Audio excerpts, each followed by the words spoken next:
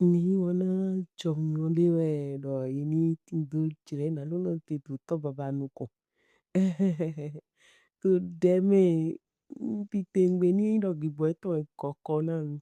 Bo ndi nudo ekpa mi dide jedo ekpe mi mate hodo dide aho juro mi do mi ni hodo vive demi ukpe jekpe jisoni loji toli etari uto jaldani to me kozi afole me wene mezi afole me nwe o ahuzu gbezami tonton le o dekpo le o tukla le yiko je ye nyan lo soji bon to si se me desi ya me do maka hode lo ahuzu ma hode lo dekpo le ime mi hode na no sekpo oklu no na no dombo sekpo lo chikwe we na minima lo do to nyina ejame blo mi si ka do honka dagbe ma aho ye mo hongan so nyansi ode we ni ma na do hongan so ahuzu le si na do hongan so o nyina ka bi dekpo le si bo na do mi ni kudo san fifon mi kudo le hwenu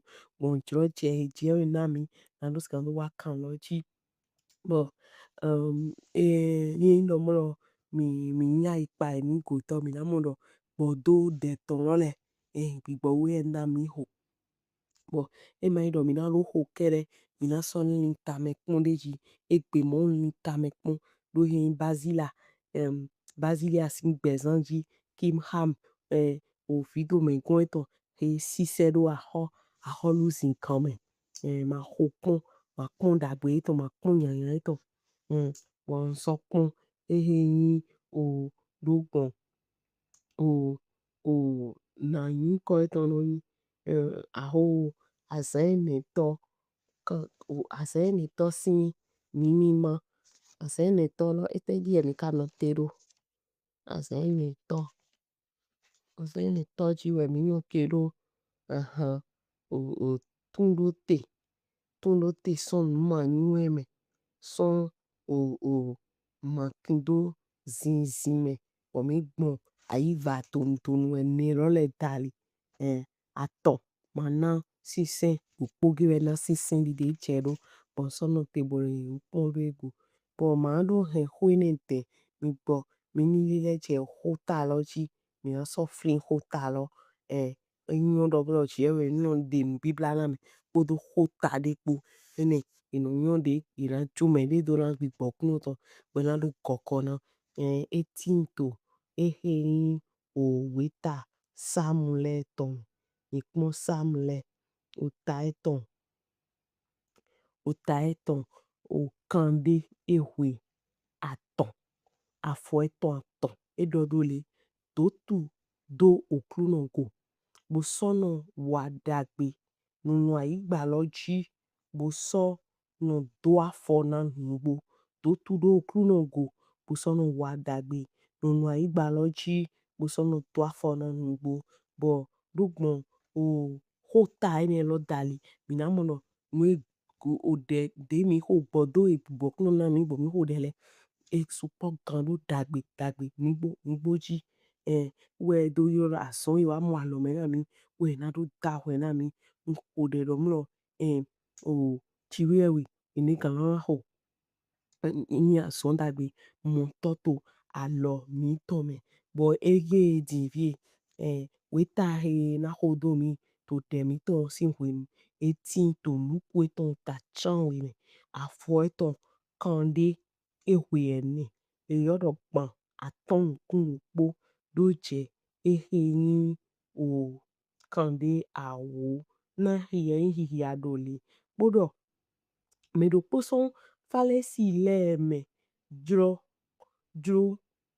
ewodo eni do dun eso bio o hwe fale si lo ton gbe bo so jagla na lo dun do ayi ego na we de he ko tin to da holo me he basi nyan do no we na enyu do jesu jagla to ndudu to hwe o fale si ton falesi lo ton gbe. Ehen, sisa gbon, albasta, nuhwekun ton wa. Bu so site to afo etongo, to godo eton, bu to avivi, bu so she dasin yi do to afo eton klo, bu so yi odahe to ota eton do to son son son yi, bu so to onu yi do afo etongo, bu so yi amisisa do ye. Tinvie wenwena falesi me ke yiro elo mwe e do ede home do tawe he enyi ewo nyi yewe kan lo edo na nyo me he nko na we he to alo do ego nyi do nyando no dewe ewo. Jesu so gbon do hlen do mo Simoni nyendo nde nando do hlan we. Nando do hlan we. Eso do mo me pronto to dido. Akwesu to le ti. He ti do aho buto awe. O dedu aho o abogan kwe fowe kanwe ko dwe. Awe to so lu kande awo ho. Wenwena yema ti do nde nando swa ho. E jona ye ome awe le fonu. Ene wutu do to ye ome awe le me. Menwe na yiwane hukan. Simoni so gbon budo mo nyelendo. E wo he ye jona gba we. E so do hlen do mo ye do nugbo. E so le panukon na we lo. Bo do han Simoni do mo ye mo. Na we he nyembio o kwetu egbe. Ye ma na osimi na afoshe. Shigba ewo odasin we edo to afo klonam. Bu so yi oda eton do to ye sunsun. Ye ma na ndo nugo mi. Shigba ewo magbo ndo nugo na afo shigba. Utashi ye ma yi ami do se ami sisana. Shigba ewo koyin nuhwekun sa do afo konami. Ene wutu we nyendo hlan we do. Ye jo nyando eton resu lene na enyi wana susu. Shigba ewo he ye jo fude na. Ewo lo we nyi wana fude. Eso do hlen do. Ye jo nyando to we na we. Ye he jagla to ndudu kon. Po ekpo le so she dido to ye de shen do mo. Menwe me he to nyando jona omega. Eso do hlan na we lo do mo. Yise to eko hwenwe gan to yi jijo home. Nishe. Bo mimo weta egona ehenyi o to hia dagbe ton. Ason dagbe. Bo mi ule mima ko taidi o falesi nle to egbe ti. Mi ule yo mi de do yise ro. Bo mino monozo mito taidi ma monde. Me ma so nde. Me ma yin nde. Ablete. Ni me lo su taidi yise ro. Edwa taidi. Me he voide. Bo voa ihon. Yise ro le. Masono hia ero go. Bueno, wato o ga vleko chanko ton dedo ego. Dekpo vleko chanko ton dedo ego. Jesu ni hule mi son walo nyina kan hisi. We ando segbe do aga. Nando do chiwe we. Adike nta edi falesi nleblo. Nubo edo. Yise no de nyiro nyende do. enu a je hwe de le no no mo no su chele ta di mkata de numa hwa kwe de numa kan wido ta na de numa ba wi na de bo mono dondo go di de jedo mono ya udo di de jedo e ma ten jre me yi o ina gbeto su poto emion ando yeze ebo ze ebo nyuno ero do de glow si gbeto da ga bo hode baba mi dondo e na san chawe tolo kewe hemi mo po chicho po ino mi to ma hode ne ye do do mlo chiwe we ton o yin o aho mi gbetele to yin dido chiwe we to yin bibasi bo when we are so degbe bo a dro bo do bo nse bo nyendo je kan loji bo ndido je we basima je we hemi asantitan aweto atonto enito atonto chiropoto bo mi to san fifon chiropoto chan we to egbe bo mi na we ope mi na we gigo mi si alo mi to laga budo hallelujah awa nugba yo pe yi pipa oknuno mi very to Jesus sin come nde peke ti to mi me bo mi na no mono zo mi to le di de pono to nu komito mi ma no hia erogo mi ma no hia ho etonde go nu e job odo Israeli vile pone wende hune ganto Christ Jesus wawa ye ma mu eta di hune ganto ye mu di meheji ta di do Nazareth ye ro be nda gbere ganto so Nazareth ache so Nazareth o hune ganto so flen hune gan mavo to so flen so Bethlehem hune gan mavo to so flen mi hode to Jesus sin come wole mi son depo do han no zo mi to le si to Jesus sin come aso di ke mi no kun no zo mi to le podo no o depo bro adike mi no kun e je do bro to lini epo o kan chicha to na no jre me de ro dego falesin podo na we yin do no po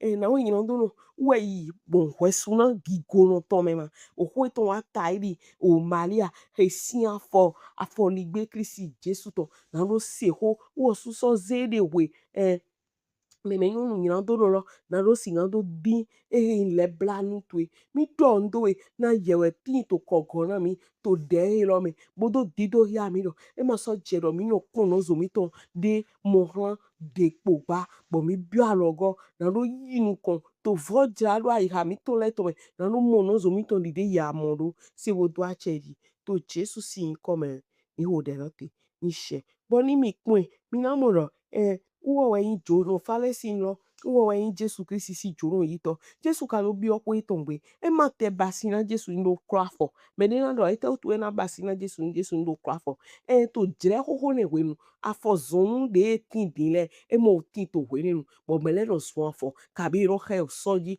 ka bi ro he kete kete e ton leji bo afo nu akudio we ni to jre mi ni ayi je ayin jono yi to do kwegbe we nu ahun ni bo e bi ogbe wa do ndu bo zi jane ro ni si ayin no we to he no ba si bo me won ko po me njo no bo wa me de yin osi ina ba do o ba si ade me abi ke da ho ni me abi o se me bo be no na ba fo iton de me bo no clona me wa lo dagwe do ya ro nbio nyiwe bi o hwe chegbe di o he hodo so hon to wale ma bi o lo podo jepo bo mi mi pon falesi nwe kando bodo Jesus sin jono yi ni wa du e ma te ba si nene we me yin do no he wo do pon to aye to me no yin do no me ne we wule bu na Jesus adasin to we do kro afo na Jesus Kristi we anando okruno gwa lo na mi mayin wi no we de no ati bo ino pe ndele ino pe ha ndele bo ma ti do wi no zombo nu no budodo me na no mo kun je lo me di de je jiwe we drodo e no budodo me ni no mro aho ye pon bo kombo chan ni no Jesus Kristi ma se so ken bo do hogun na we ni dale fale si we ni bi gwa gbasa ton abi de vo de ngan bi me kaka bo na nyan na we lo je gbonu si ba ji we ma dike we an ze gbedu aga an do kuno hemi yi ayi pa inu go to na mi gbigbo no pa inu go to hwe me na mi gigbo eno pa imugo ntoli mi to de hora ni dra mi pon ana dra mi pon yo na we ndi ana dra mi pon mi ma ba we po mi ma aho mi ma yin ohun vino bo ma nyu do mo je we dra mi pon mo se gbe daga bo ko le baba to Jésù sí ń kọ mi ho de na ni hen lo popo mi to lẹ́yìn àìpa ìnúgò tọ́ Jésù jẹ̀wẹ̀ yín àìpa ìnúgò tọ́ tó ehin fare sí gbegbe ma fare sí ma pa ìnúgò na lo mo nugbo e na we lo yin ran do ro si ba o ve hu le kan ton hu ve hu le kan ton do hui kaka o gbigbo kun to wa dun wa hu le kan to pa n ho de to Jésù sí ń kọ mi do mi ho de na dagbe nkonko ke ngan hu li o na mi bo mi na so bi o dagbe de vori mi bo mi na do so bi o oyun na de vori mi ma vo le sata n ho de to Jésù sí ń kọ mi jale gwa lo na mi gwa lo na mi mi ni àìpa ìnúgò tọ́ tó wi hwe mi ma jle du de do go de go torí de mi no de hole na no se do wa dagbe na sunsun erin chiwa mi ton lese abi me de vole ton se boya hwe dida to ko to tekun wa na rin bi o dagbe ni mi ni e ma pa ìnúgò a ye ma nyu do mo na do sunsun erin hwe dida ke to tekun we zo aken me ne pe na do wa dagbe na we ho de na to ro me to le yo we to kan loji le na ya ihanu pa ha he no pa ìnúgò na lo donu kumo nyelo emi mo dra condition de wa si wo do a change to Jésù sí mi come mi hode bo ni mi le ko azinzan na we lo ton gali ni apon we me do to di o sociale si o we de do o da nyon si ton ki go ton we mi na mo eze ki go ton la yi me nyon lo eze ki go de to la yi to wi we me bo yo da ton do to afosunsun na Jésù we de adasi no do to afoloklo bo eso ahen o won wenu irodo lo finda parfum o won dagbe no bo so aze bo so akonde egu we wa ipon o ho to kanje nwe bazila yi mi do bon bazila yi go so ndi do na to de le do ro lo finda ni lo o nu wa no ene lo akwe eton de ejire to gbon to dina nto le dali we lo po si anzon si akwe we ho lo finda ene we anando ki pon do mi to dido je we ni kokoro mi bi odagre amo dagre de le timo yen mo kan wa mo ntoli ena yin de bona jo benu supo so ansi we na do je me wi hwe alode ma nambo koma mo ipon ni pe vivu tintin de vie ni kun de to kun di de blebu pe jini no chiwe eton to ni emi tun alo na no zo meton me ntoli ni wo so gogbe gokoro mi do basia bongbe basi mo ya mo de popon we an zegbe to daga lo kruno so de ena si an wuso wa na do we ma zejo mo na do na nde di de mi mo me yun ni an do ro eto zegi go eto wa foto enu bo so aze akwede ko do wazon eze do holon finda won vive won dagbe no na do kondo go so mayun ndi ana biomi mayun ndi ana do na ze na do gwalo na no zoche shiba adike su to nkunche meblo adike agbasa hemi do nkun nde ado ma zebo na no zo meblo to Jésù sí ń kọ si gbe to da ka ro hore baba to Jésù sí ń kọ mi mo no nu he me nyun we ne yi bai ho akwe o da to he do so foto o da gigu ma eze do foto enu we no mo we bo nu tin to emele ali do to lile to ye nyu do mo nyiran do no we ye nyu lo nyiran do no we sigba me de wa me wiwe we o ai to le po wa yin o aho fion no na lo mo lo pe to gbe si gan wa duro ji yo to igba ji do le bo wa do afivi wa ida iton do susu anda sino he to ki kondo Jésù sí afogu bo ya fo eton klo bo yan fo eton kloto bo mi hode mi ma nyu de ena yigbon azan ijale mi sigba mi hode to Jésù sí nko lo ya na mi jiro jede na do wa dage adike mi mo lo esu ba oblo adike agbasa he mi donu kun dagbe lo meblo Adike mi tro ndo go dagwelo daliblo to Jesus in come. Baba e very do ani go alona mi to Jesus in come. Go alona mi eno as wele en nwe kwa kwena mi le ano bio mi bo mi no do ha. Maka ganze he jone dete na kpona yesu. Ni ndo yeje ngbe do okuno. Adike nde go alona mi means do zejoblo to Jesus in come.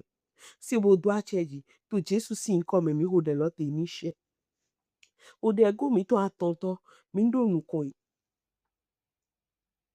Mando na chiwe do wenwe meme nyon lo to ene le po basi fare si ndo di do lo de me no ni Jesu ye we no enugbo ena no me yin do no we anze beto da ga ndo kunu adike nso kun no zoche tai di ma lele no de blo adike mu no zoche di ma tin do no ma nyon no blo ma yi basi no blo nami alogo Jesu Christi na ma no kun no zoche bro mu no mlo nhwe hunge enyo konte hungami segberaga ohode mi so hode ni rodugo baba to Jesus sin come mi bi alogo son te wa na no mo no zo mi ton to taidi me nyu hunkan me ti do kogo na hunkan me ti do nyu hunkan mi adike mi mo mi de do aga do mi o tin to aga hunkan no zo mi ton lo ye yoro hwiwe na mi ni ti do hwiwe do han mi no zo le to Jesus sin come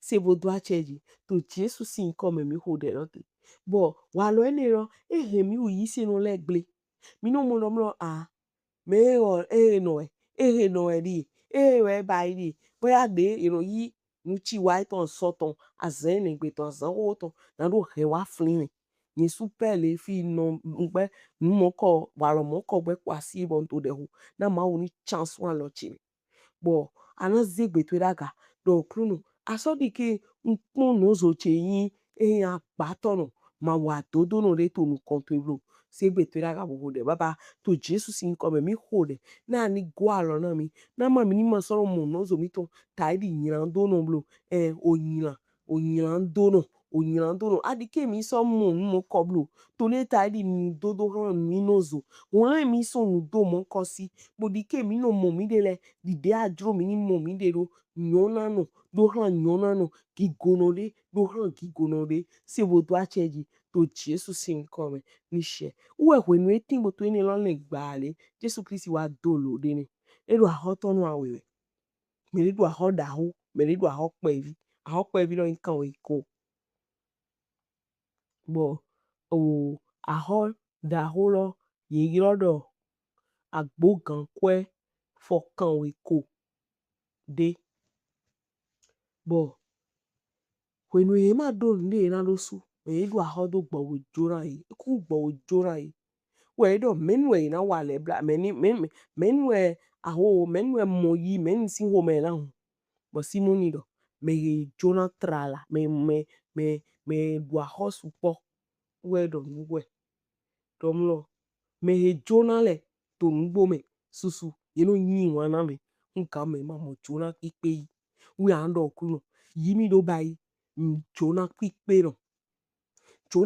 no bene mo jona pipe eno do jomyo ndem no kon lo ne nem no de ko to aliwe tonko segbe to da ka ran hode aba mi hode to Jesus in come na mi ni me he tindo waina pipe ati jona pipe no to Jesus in come mi tindo waina pipe bo yin jona pipe no mi na ton so dagbere me bi o dagbere me mi na te so dagbe lo wa na kento obuna wa di kento do na no ponu e jrele pokaka me ma ka hona mi ne egbe so si se po mi yen bo so gbe tin to dagbe wa na mi be ma mo nukun we o enu a je we enu ye no hontendo mi kabi enu ata di kan avun yovo gbe do shi enragé to apa mi to bo mi hode to Jesus in come lo to poplepo na mi miniti no waina na mi miniti no waina na mi miniti no waina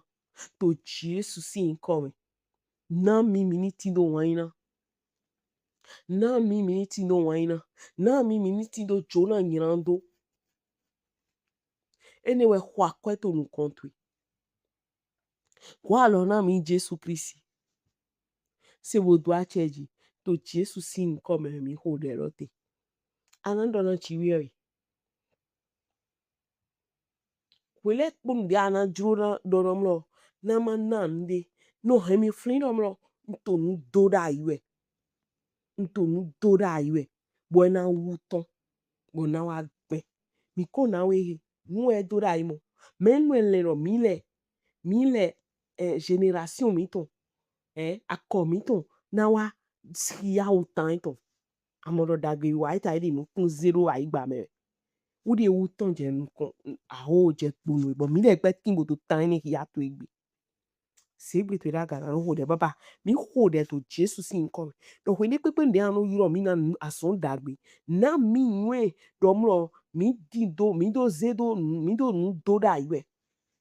Uwe mi no na nwe na no do dagbe. Bwena no wubo fun ala bo na sisen dagbe.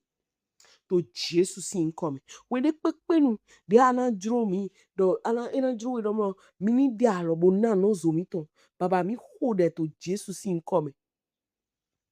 Dike mi no di nu domlo mi to nuze do ato mewe. Mi to nuze do aigba mewe toma. Bwena wu jekbu na kikotre. Sebo to acheji. To Jesu si nkome we. Mi hode rote ni she. Ando na okno. Do me ya jo nyinando do na le. Adike so mo edi nyinando no bro. Ya mamo di nyinando no. Ana wadagbe na kentotwe. Nando di. Ana wadagbe na kentotwe. Segbe to daga na do hode. Baba to Jesu si nkome. Mi hode to Jesu si nkome. Bo bio. Do. Dagbe wiwa. Ni ma tendo mi bro. Adike me ya ojo nyinando na. Mi mo me rodi nyina wa toblo to Jesu si nkome. Enya jo nyina na me de. Hunu kumi ton. Mi si gando nyina nubo a jo na me lo.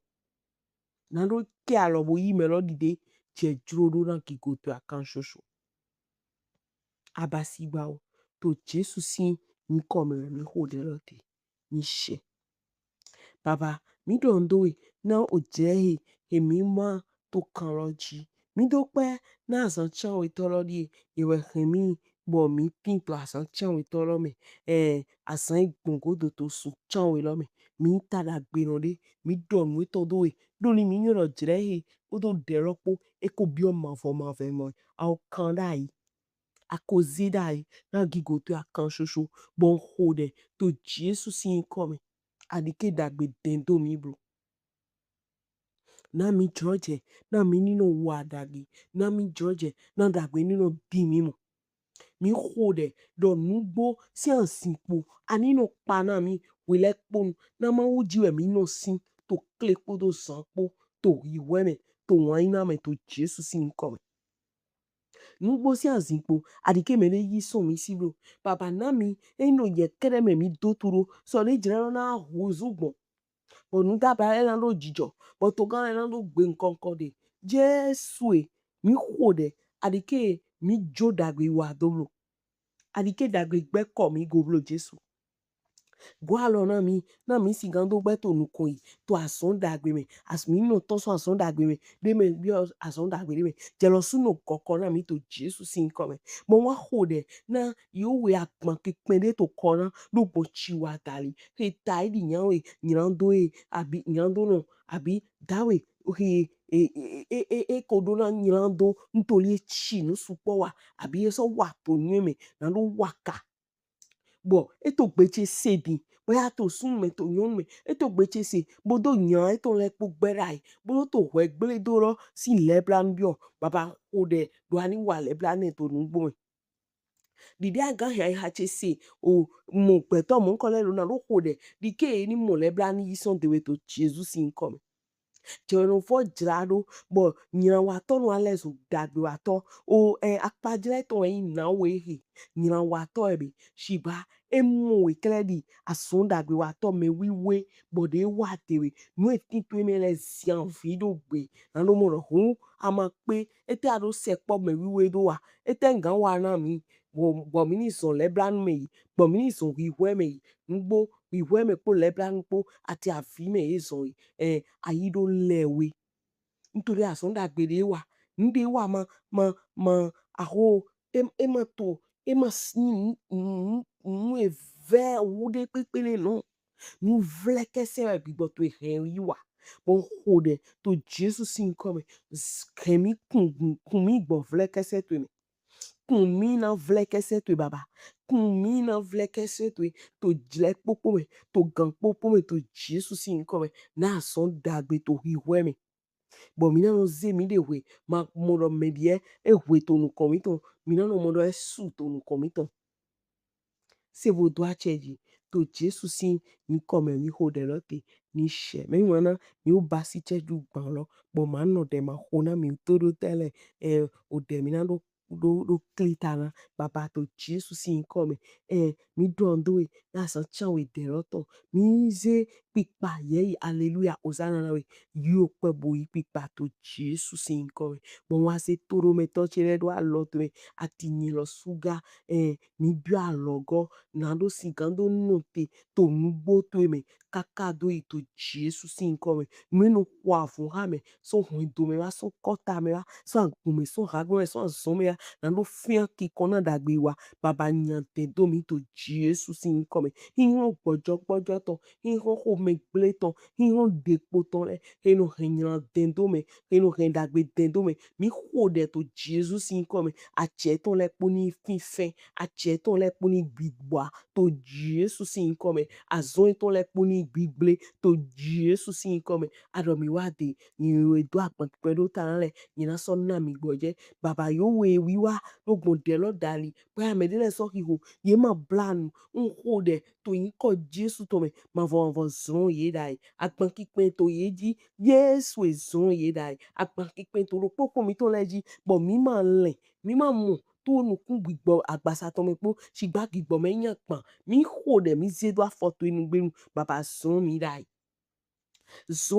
to Jesus sin come zon mi dai bo na mi jro koko to e ihon de keke jan fin jro koko ro yi mi si ihon e poni si a che ni ku to Jesus sin come bo ho de na yan supa si po a o kan chicha e to e tin do blo e tin do depo baba mi de o blo lo se to Jesus sin come mi de depo lo se a huzo a son pasa ton le po e to Jesus sin come un ho de do a supa si po ne tin to clare gbon ani ni siga mo ide le dide ye Kristi do ye kondo to Jesus sin come no me de chi nu wa do han no zo to na gbigbo wi we to gbigbo suru to na no zede we na no bi jona to Jesus sin come tito kentoto na no gba yin couple ne le podo asupa si po si kane to na no bio divorce me tito ne le po gbe to Jesus sin come ahun so dro boya so asuwe boya so asiwe wa na no sin do hu na no vasudo to in Jesus Christ Nazareth mi do alo te na ahun ne le yin le koso fi to so to Jesus sin come yo we so to nu kun to me kun baba na logoto dagbe gbon lo pare e mayin na no sin do je pokere abi akwewutu shigba na no yin do poto je Kristi me to wan na me to wiwe me dide aduro baba dia logoto na e dialogoto na e yero ye kun e mo hin o so hon e mo hun ya ma so hu e to do to le logo e mo mu yan yo we to kikun e hin gunu to le mo ko so ne lo pare bi ke hin won ni hon e to Jesus sin come bi ke hin won ni hon e alogun le po baba de ple po se to Jesus sin come alogun le po de ple po se to Jesus sin come baba mi na to de ro fo adike gbezan mi to ififon glo to Jesus sin come ni no mla wa nu gborojo e na no de mi fe so tu kla ija lo me mi ho de to nko Jesus to me lo mi na mo gigo to yi mo mi na so pe na gigo for di oton de to Jesus sin come mwenu ahu peto si ajiji mi ho de do de mi to nu ko to pe lo me adike mi mo blo to Jesus sin come ahu zo yan fe se to bodo to yin do gbeto le sin gbezan me bo fi de ngbon le peto supo ye attack ya ve se to mi ho de abu zo ni to Jesus in come. Mignon et me tout ele pouata John Jale de la vingtaine, de la trentaine, de la quarantaine, cinquantaine, kaka mo soy. Mignon me podo kancho honte me to Jesus in come. Mi hode na jidi do mi to jetrisi me podo ason dagwe po to Jesus in come. Yewe yiro mi so gigode me bi o gigode me. Mi hode do ayi won si nwele de ma do hi won to mi ji to Jesus in come. Bona mi ni no jeme den Jesu ni ama leko alo jewe bo jero gbepo mi hode adike ne de mi to so yeme blu adike ne chi mi on gigbo me mi to ton blu adike ne hi hon gigbo me mi to ton so mi si blu mi hode o klo so gun me so hon to me so hagbe me gigbo mo kole mi yi e bla to Jesus in come mi ho pli boy to Jesus in come mavoy direct na de po wo lo no fo mi ho de ra ni zin podo mi poto Jesus in come mi ho de ra ni ze mi de wura ani ze mi wura ro de we me to Jesus in come iro ye do to do okuno gole ye na tari o se zioni to ye duai ma setena afido ni no te ro te kakado yi mi ho de to in Jesus to me so de mi do we zo ho ade baba di ke mi no te je me arike ojo agbasa to jo ayi won eton nu ayi won eton le ede pe de mi to so yeme blu go mi na hi won to yoyo to Jesus in come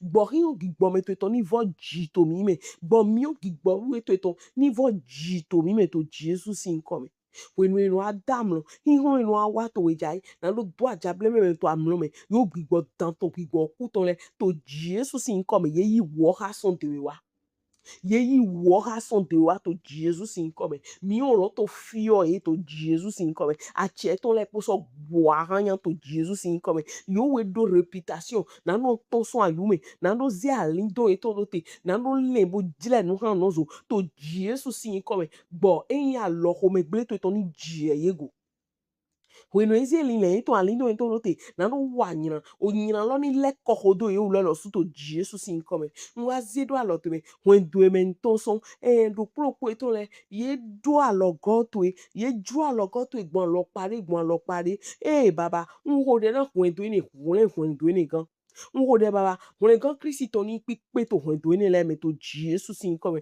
ka ve tan ina fe nyele di ke wen gan to ni pe pátápátá to ro propo ito le me to Jesus in come ni a mo ndi we ti ta fun o hai bo wen gan ma lo pe bóyá ko me gbe bóyá yen nu veun bóyá yen nu dire do han me bóyá yen aze bóyá yen wa lo yin kan wa lo di o me nu di do ye do nu han me o ko de to Jesus in come nu kun yen le po ni kun to Jesus in come na zo zivuton bon dalie to le po ata ni zun fo to Jesus in come baba mi hode na vo jiyoyo to ayi hale me to gwen domi to me to Jesus in come yelu kuno no pe ha gbeto yelu le nu ezun ku zun gbe ayi ha ko zun gbele he tin gbogbe to gbigbo me abi be kin to me n hode to Jesus in come baba pe ha yi na no go chun for na yi na no de so gbe o aba gbigbo me to Jesus in come jado nu agbasa ko hengle nu jo ayi won eton le o nyewe na die he nyewe na do he o fopo de mi on do jiji to fi bo kwele do fifio gbe to mo do fopo enu popo mi hode to Jesus in come na mi ni nwe na lo sigan do wule bo na mi de je chiwe o joro se okluno ndona ntoro metole yi gigo eto ndona di do fifo eto ndona jijo to sulo propo mi ton leji se bo do acheji to Jesus sin come mi hode lote ni she bo mi wana mi tro koko na ro de bagano boya kan to me mi an dunte abi kan tro ko abi o kan chanto kan chene me to dai mi upload bagano na ma o ni vo hin me poto sun yo minando mina kweto asanti tan osun chanton toloton bo ni mande na mandeji na femi go we si o vogbele supo mi to ni hodo yo vogbele ji ntoli de dogun me ma to mo ple podo me yin ni ma chiwe ni ma yewe no de to bo e ka me ho bo hwen so mo we jero mi ni we son ekeyin o ho edodo onu na eyo ma so yin kon gan mi ndo do ti bo ndo do me hone gan to Jesu Kristo mi bo so kuro tara be ntoli jire de we ye wulan yo mavo me ngo de Jesu na so na mi de ba si hun kan mo eyan e da bo no kan chi